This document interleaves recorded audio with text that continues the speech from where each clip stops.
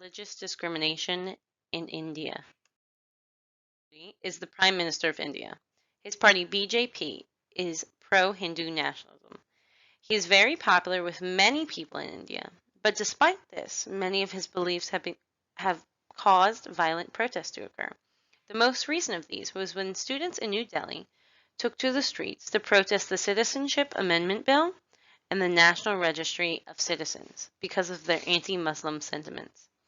In the past, when he was in control of the Indian state Gujarat, an extremely violent religious protest broke out, where many people died because of it. He has been criticized for not doing anything to combat this violence. Modi's party is responsible for the CAB and the NRC, two very discriminatory practices occurring in India today.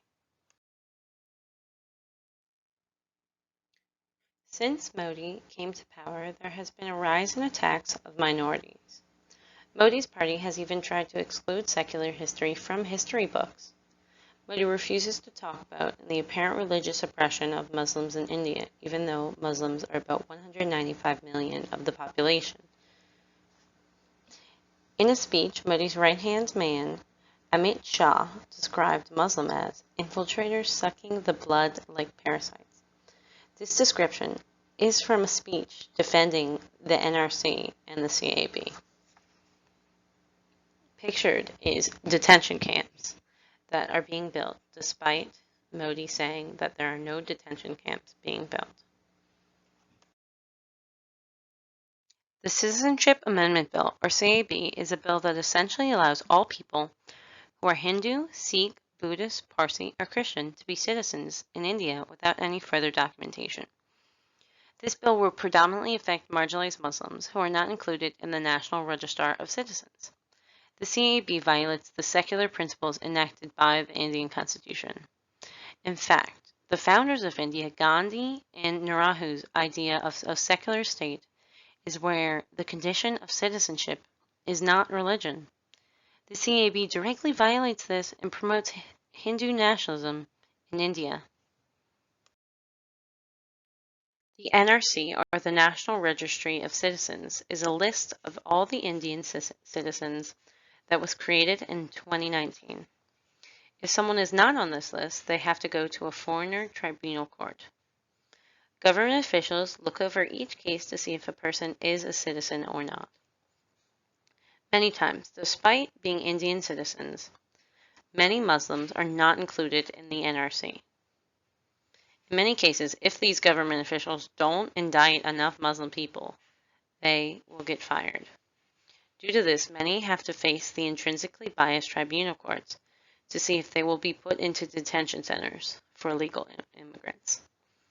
India is a country with the third largest population of Muslims in the world, and the Indian government is oppressing a great deal of their citizens with the CAB.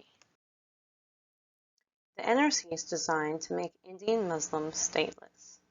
Many people who are born and raised in India are left off of the NRC. And in many cases, even a typo on a document that is not their fault, but a government official, can be enough to take away their citizenship. Islam has been prominent in India for centuries. In the past, Muslim rulers had control over India for 5 centuries. Under this rule, Islam and Indian culture melded, making beautiful pieces of architecture, art, and jewelry. The most notable of these is the Taj Mahal, which is an example of Muslim architecture under the Mughal era and Indian decor. Another example of Indian and Islam architecture is the Human's Tomb, located in New Delhi.